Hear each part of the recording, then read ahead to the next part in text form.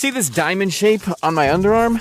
What is that for? That diamond is a feature loved by fishermen, specifically around the 15th and 17th century and beyond, but that's when this sweater was thought to be invented. This is one of the most genius sweater designs of all time because every single tiny detail is for a specific reason. This right here, the top of the sweater being patterned and the bottom being smooth, done for a specific reason. The cuffs being knit a little too short, also done for a specific reason. This is the Guernsey sweater, or the Guernsey sweater, called that because it's thought to be developed on the Channel Islands, specifically the island of Guernsey.